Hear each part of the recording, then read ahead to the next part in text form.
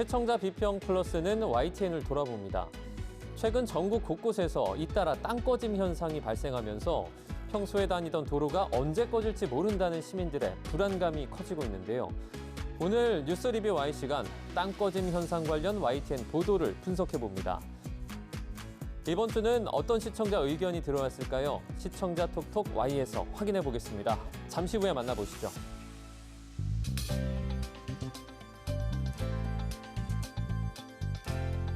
시청자 여러분 안녕하십니까? 정주욱입니다.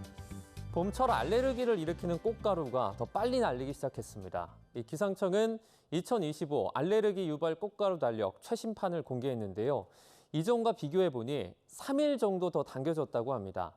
그러다 보니 이 병원마다 알레르기로 내원한 환자들이 이미 문전성시라고 하는데요. 불편을 줄이기 위해서는 예방수칙을 실생활화해 주시고 이 면역력이 약한 아동이나 고령자의 경우는 특히 더 주의하시길 바랍니다. 그럼 이번 주 시청자 비평 플러스 뉴스 리뷰 Y로 시작합니다.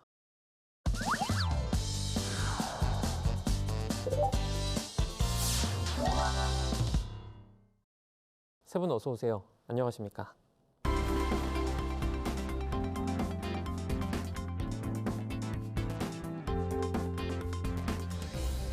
뉴스 리뷰 Y 시작해봅니다. 먼저 조수진 시청자평가원이 가져오신 오늘의 주제부터 들어봅니다.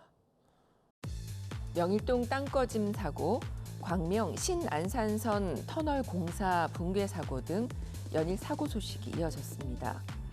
문제는 이런 사고가 반복된다라는 점인데요. 사고의 원인을 밝혀 책임 소재를 분명히 하고 또 이런 사고가 반복되지 않도록 대책 마련이 필요합니다.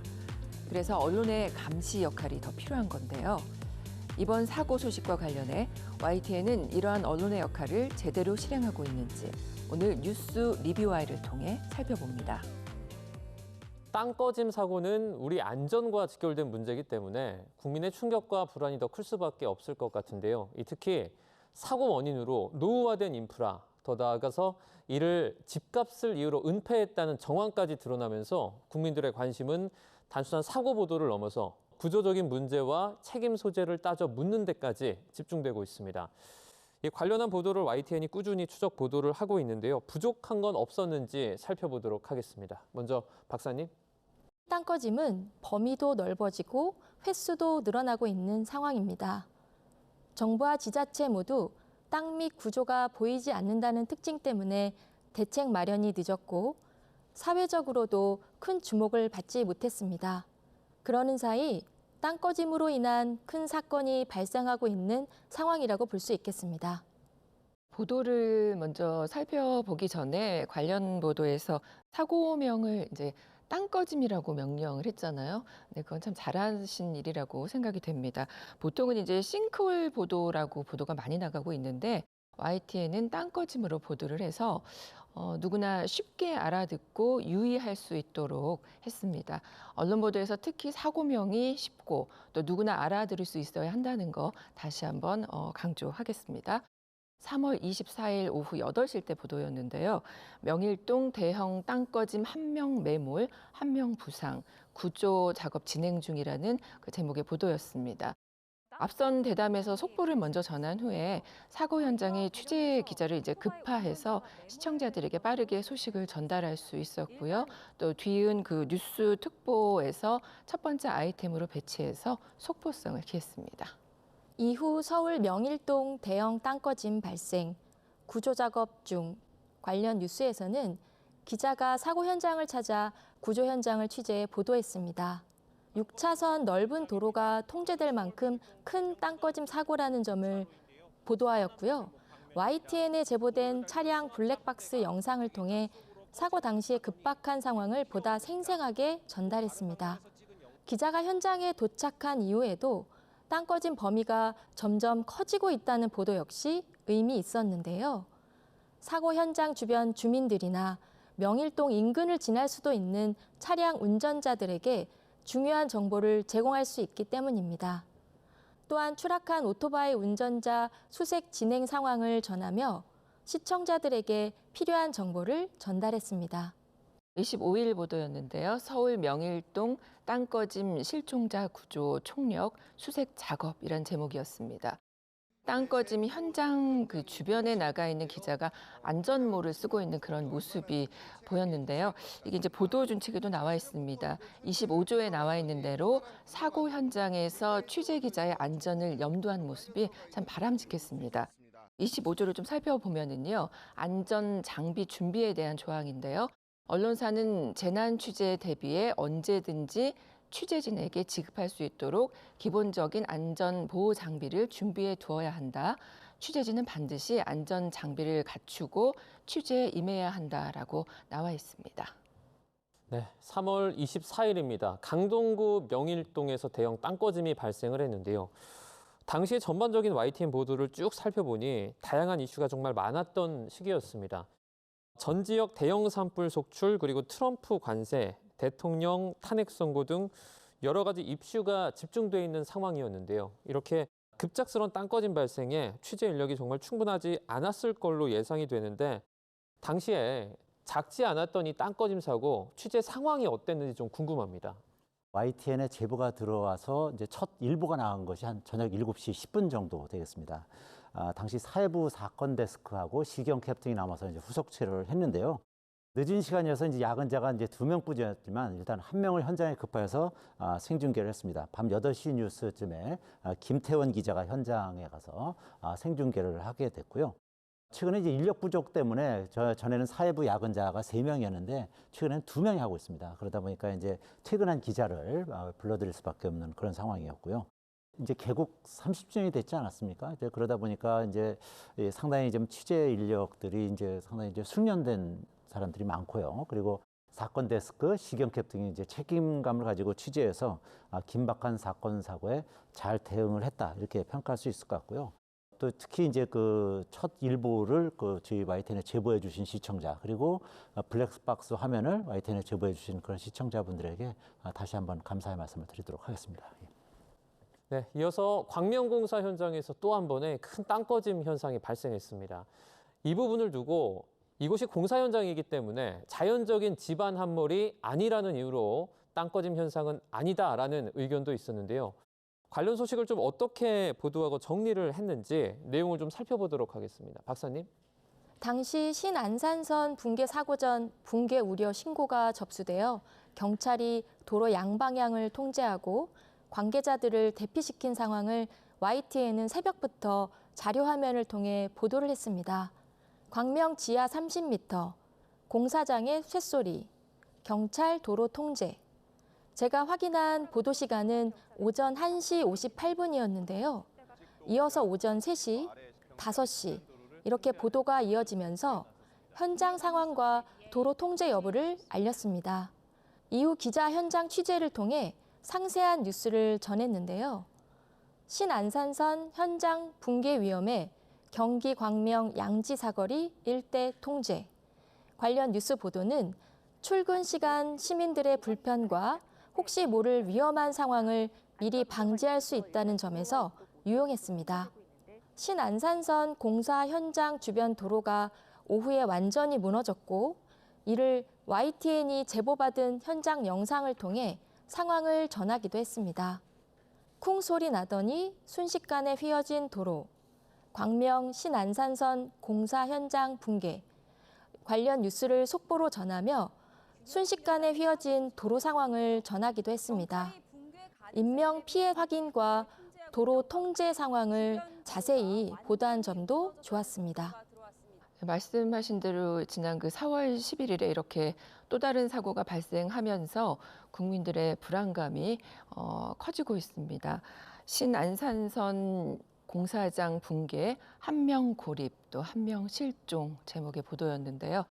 신안산선 공사 현장 붕괴 사고를 전하는 보도로 먼저 현장 도로가 붕괴된 장면을 보여주고 또 근처에 그 상인들의 목소리도 들려줘서 당시 상황을 짐작하게 했습니다. 사고 경위와 개요를 정리했고요. 또 광명 소방서 관계자 브리핑을 들려줘서 현장 구조 작업 현황까지 확인을 시켰는데요. 여기서도 역시 해당 지역에 급한 취재 기자가 안전을 위해서 안전모를 착용한 모습도 바람직했습니다. 주민 2천여 명 대피 권고, 추가 붕괴 우려 보도도 이어졌습니다.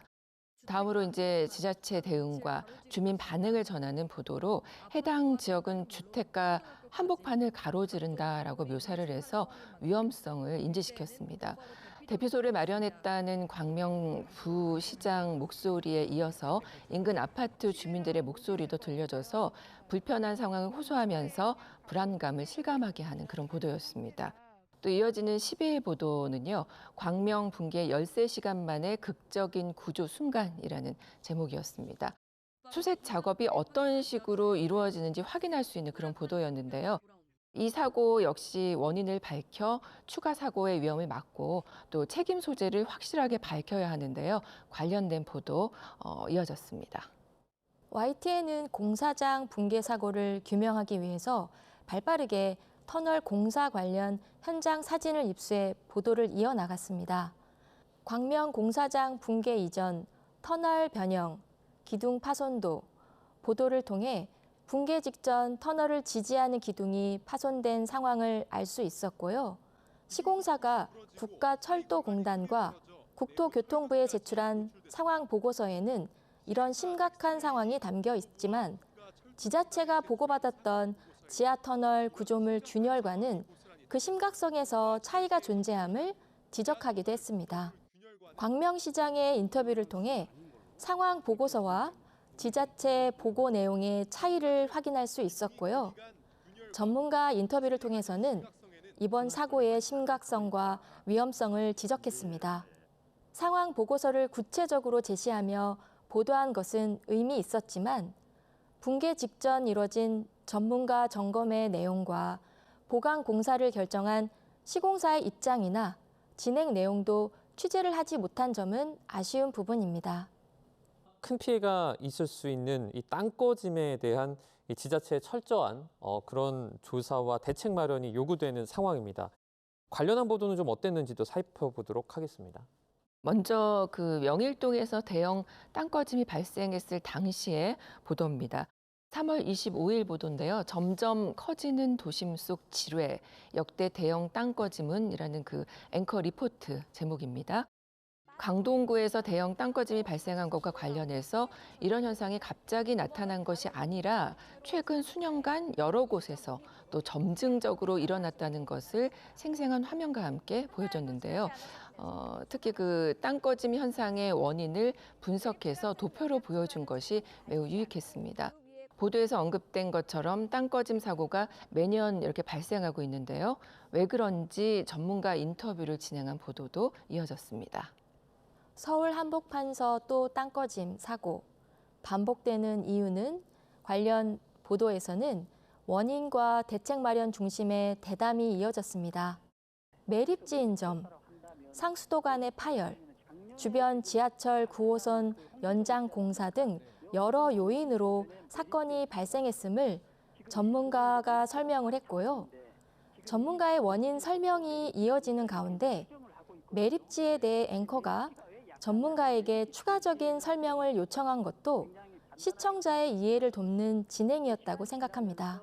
전문가와의 인터뷰를 통해 공사 진행 과정에서 시간과 예산이 들더라도 체계적인 공사 설계, 보수, 여러 잠재적 원인 등을 고려해 진행해야 함을 강조한 점은 의미 있는 뉴스였다고 생각을 합니다. 이후 3월 25일 또 반복된 땅꺼짐, 대책 발표에도 속수무책, 뉴스에서는 반복되는 땅꺼짐 상황과 대책 발표 관련 내용을 전했습니다. 지난 10년간 서울시 땅꺼짐 관련 정보를 정리해 시청자가 이해하기 쉽도록 표로 정리해 전달했는데요. 이후 서울시가 지난 2025년 1월 땅꺼짐 관련 종합 대책을 발표했다는 뉴스를 전하기도 했습니다. 하지만 관련 내용을 조금 더 구체적으로 제시했으면 정부 정책을 이해하고 현실적 문제를 짚어보는데 조금 더 큰 도움이 되었을 것 같아 아쉬웠습니다.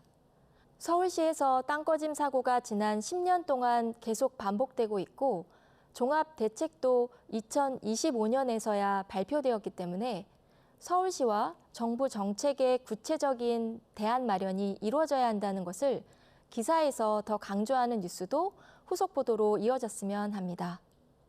이러한 대형 땅꺼짐 현상이 계속되면서 근본적인 대책 마련이 시급한 상황임은 분명합니다.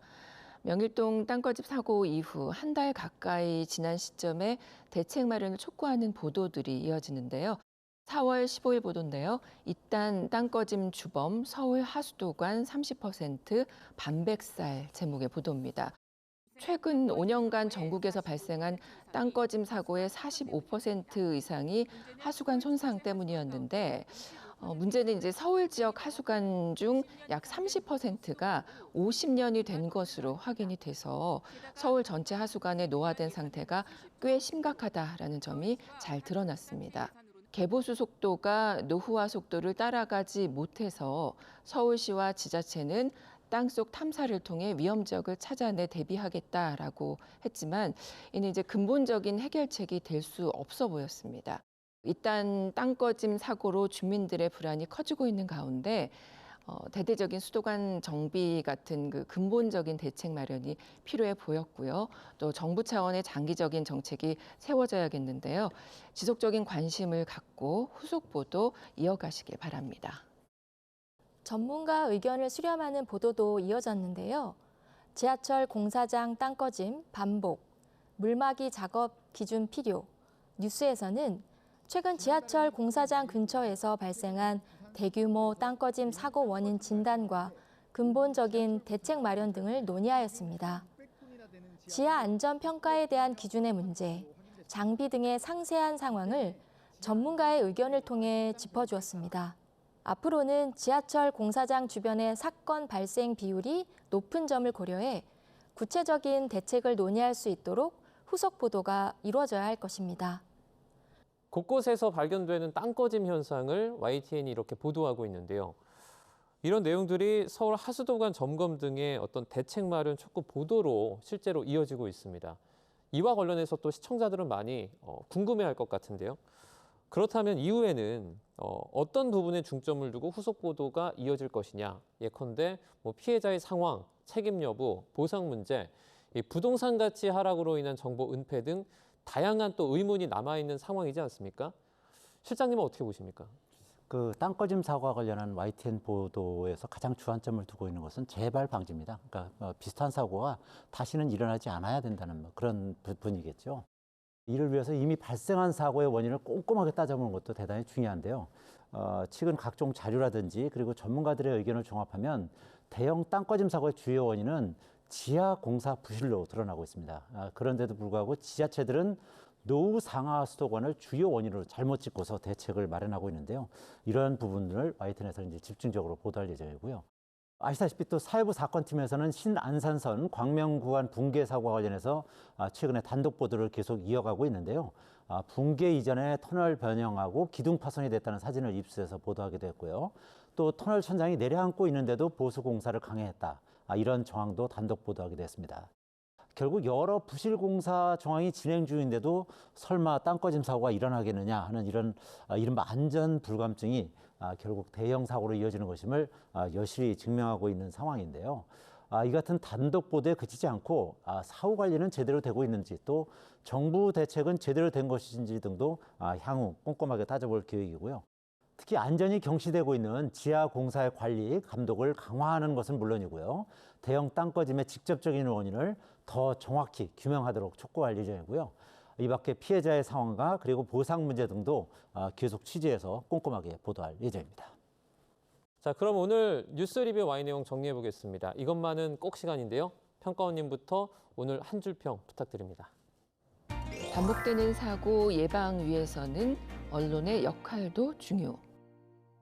사고 관련 소식은 보도 준칙에도 나와 있는 것처럼 빠르게 정보를 제공해 추가 피해가 발생하지 않도록 예방하는 기능도 중요합니다. 그리고 같은 사고가 반복되지 않기 위해서는 사고 수습 이후에도 언론이 지속적인 관심을 가지고 실효성 있는 대책이 마련되고 있는지 감시하고 촉구해야 합니다. 우리 사회에 반복되는 사고를 줄이기 위해 언론이 제 역할을 다해 주시기 바랍니다. 네, 이번엔 이어서 이종임 박사님의 한 줄 평도 들어보겠습니다. 도시개발의 속도보다 철저한 관리 감독과 준비 시간을 강조할 때 전국에서 땅 꺼짐 사건이 발생하고 있는데요.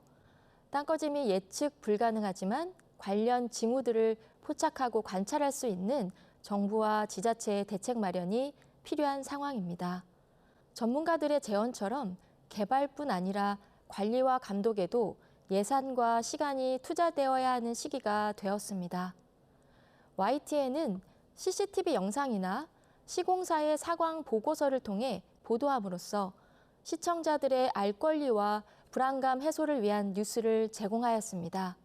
땅 꺼짐 문제 해결을 위해 서울시의 대책 마련이나 시민이 직접 관리하는 방안 등이 나오고는 있지만 가장 중요한 것은 정부 정책일 것입니다.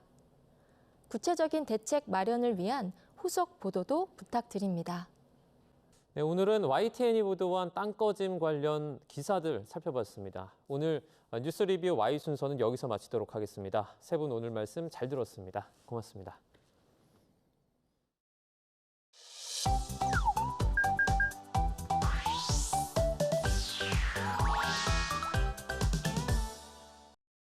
YTN을 향한 시청자 의견이라면 모두 귀 기울여 듣고 답하는 시청자 톡톡 Y 시간입니다.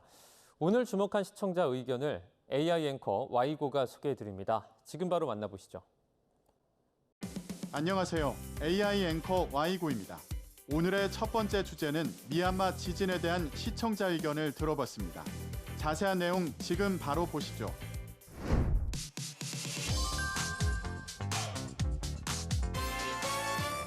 미얀마 강진 발생 이틀째인 오늘 사망자 수가 690여 명으로 크게 늘었다는 보도가 나왔습니다. 지난달 발생한 미얀마 강진 상황에 대해 사망자와 부상자 등을 실시간으로 전한 보도가 있었습니다. 강진은 현지 시각으로 어제 낮 12시 50분쯤 발생했습니다. 규모 7.7에 이르는 강진이 미얀마 중부의 제2도시 만달레이에서 서남서쪽으로 33km 떨어진 지점을 덮쳤는데요. 건물과 도로가 무너지고 사람들이 매몰되는 등 큰 피해가 났습니다. 갑작스러운 대참사에 미얀마 군정도 피해 지역에 비상사태를 선포하고 이례적으로 국제사회에 도움을 요청했습니다. 지진 상황을 전하면서 미얀마가 비상사태를 선포하고 국제사회의 도움에 손길을 요청했다는 소식을 전했는데요. 미얀마에서 규모 7.7의 강진이 발생해 사망자와 부상자 상황을 전했는데 보도에서 언급한 각국의 지원에 대해 좀 더 구체적인 내용을 다뤘다면 더욱 유용한 보도가 됐겠다는 시청자 의견이 있었습니다. 시청자 톡톡아이에서 미얀마 지진에 대한 각국의 지원 상황에 대해 알아봤습니다. 미얀마 중부를 강타한 규모 7.7 강진으로 피해가 점점 커지면서 항공기와 구호대를 급파하는 등 국제사회의 지원이 이어지고 있습니다. 유엔은 미얀마 복구 작업에 500만 달러, 우리 돈으로 약 74억 원을 배정했습니다.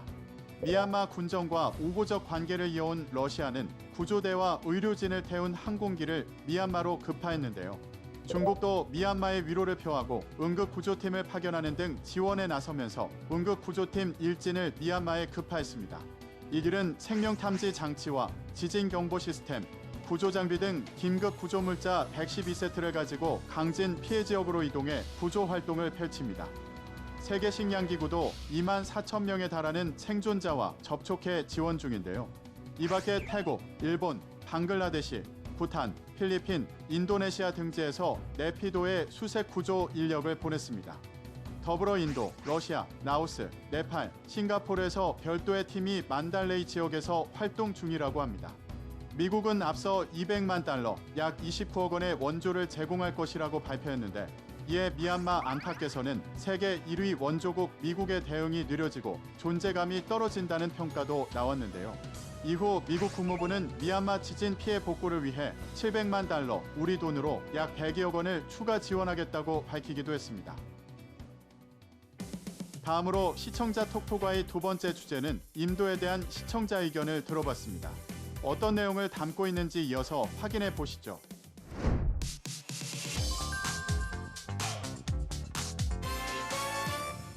경북과 경남 그리고 울산이 대형 산불로 큰 피해를 입었습니다. 일부 지자체에서 얼마 전 우리나라의 대형 산불을 통해 인도의 필요성을 주장하는 입장과 큰 효과가 없다고 주장하는 입장을 전한 리포트가 있었습니다. 우리나라의 임도 밀도는 1헥타르에 4.1m입니다. 다른 나라와 비교하면 임도 밀도는 낮은 수준입니다. 산불의 방화성과 진화 도로로서 중요한 기능과 역할을 다하고 있으며 산림의 관리 및 경영과 이용의 효율을 높이기 위해서는 반드시 필요한 중요한 기반 시설입니다. 하지만 임도가 바람길 역할을 해 산불을 키울 수 있다는 주장도 있습니다. 서로 다른 입장을 가진 전문가의 인터뷰를 담아 각각의 입장을 알 수 있었고 우리나라 임도, 밀도 등을 알 수 있는 보도였는데요. 산불 진화와 관련한 임도 논란에 대해 보도했는데 인도가 많은 주요국에서는 산불 진화에 도움이 되었는지 궁금해 해당 사례를 제시하면 좋았겠다는 시청자 의견이 있었습니다. 시청자 톡톡아에서 해외 국가의 임도, 밀도와 효과는 어떤지 알아봤습니다. 보도에서 논란이 된 임도는 산불이 나면 소방차가 들어가 불을 끌 수 있는 숲속 길을 말합니다. 체계적인 임도망을 대형 산불 피해를 줄이는 필수 인프라로 보고 있는 국가들도 있는데요. 최소한의 환경 훼손으로 산불 발생 시 훨씬 더 큰 피해를 막을 수 있다는 장점 때문입니다. 산림청 산하 국립산림과학원 등에 따르면 우리나라와 비슷한 산림 면적 402만 헥타르인 오스트리아의 경우 임도 밀도가 50.5m/헥타르로 우리나라의 4.1m/헥타르에 비해 12.3배에 달하는 인도망을 갖고 있는데요. 오스트리아는 2023년 기준 산불 발생 119건의 피해 면적은 21헥타르였다고 합니다. 일본은 인도를 산림 사업용과 방화용으로 구분해 설치해 왔는데요. 특히 방화용 임도는 진입 상황, 최근 산불 발생 빈도 및 규모 등을 참고해서 설치했다고 합니다. 인도의 효용성에 대한 연구는 이미 여러 나라에서 진행 중인데요. 그중 미국의 한 연구에 따르면 인도 밀도가 낮은 지역일수록 대규모 산불이 발생한 것으로 분석했습니다. 마지막으로 오늘 시청자 톡톡아의 세 번째 주제는 헌혈 건수에 대한 시청자 의견을 들어봤습니다. 이어지는 내용도 지금 바로 만나보시죠.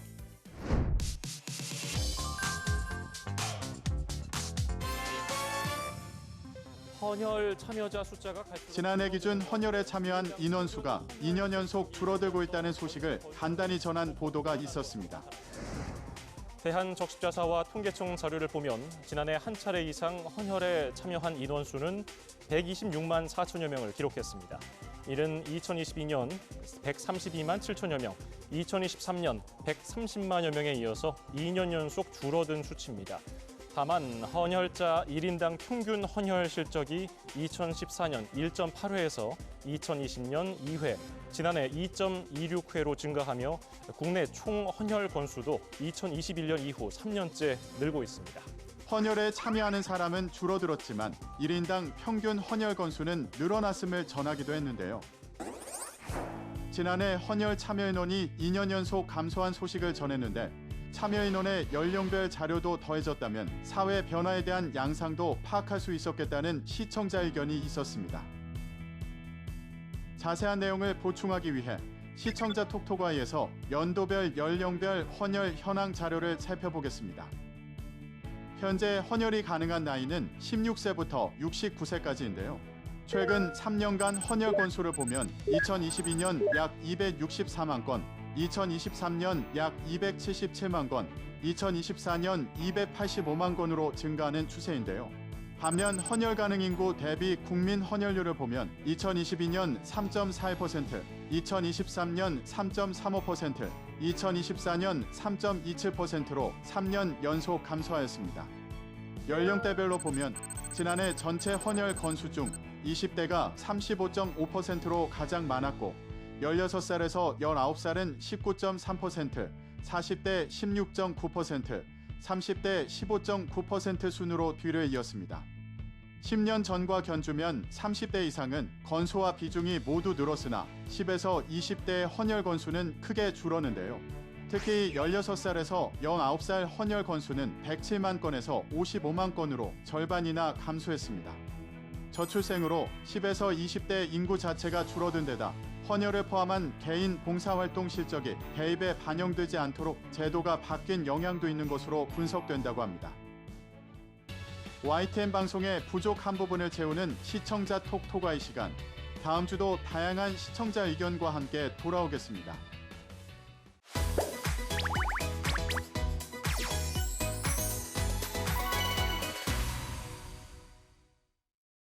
안녕하세요. YTN DMB 시청자평가원 김나영입니다. 홈플러스가 갑작스럽게 기업회생을 신청했습니다. 누구도 예상하지 못한 이 상황. 그 이면에는 어떤 구조적 문제가 숨어 있었을까요? 자본의 논리에 휘둘리는 기업들, 그리고 그 안에서 흔들리는 노동자와 투자자들. 특집 다큐 24에서는 우리가 미처 알지 못했던 사모펀드의 그림자를 들여다봅니다.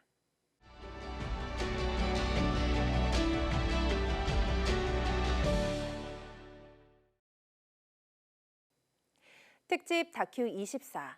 기업을 살리고 죽이는 양날의 검 사모펀드는 우리의 일상에서 멀게만 느껴졌던 사모펀드를 중심으로 자본의 민낯을 조명했습니다. 홈플러스, MBK, 센트로이드 같은 실제 사례를 통해 자본이 어떻게 기업을 살리고 때론 무너뜨리기도 하는지를 생생하게 풀어냈는데요.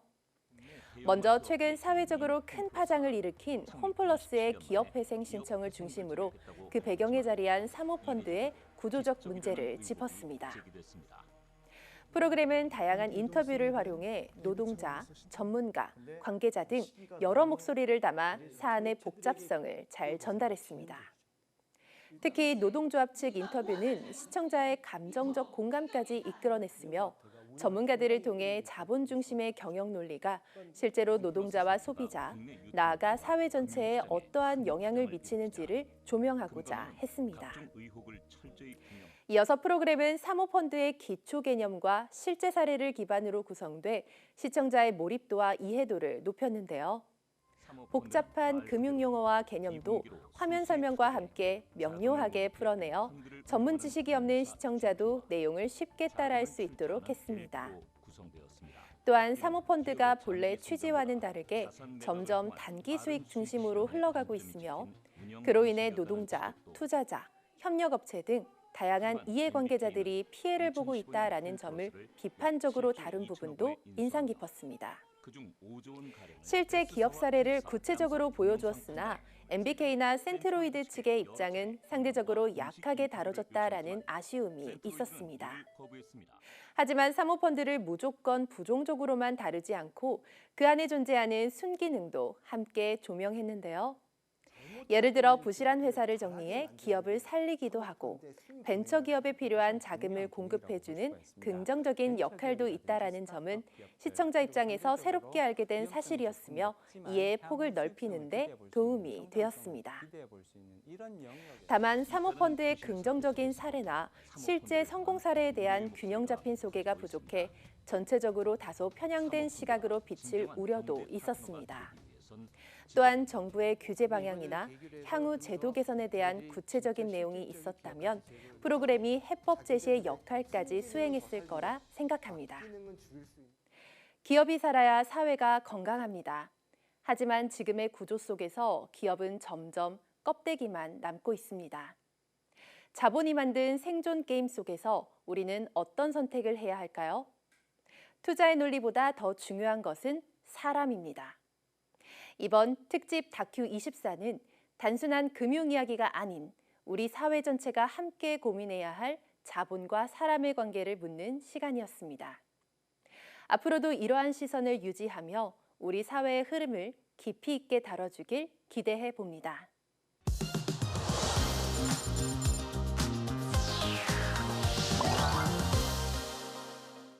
시청자 목소리로 YTN을 되돌아봅니다. 방송에 대한 여러 의견들 SNS와 홈페이지를 통해서 남겨주시고요. 시청자 비평 플러스는 다음 주 더 새로운 의견으로 돌아오겠습니다. 시청해주신 여러분 고맙습니다.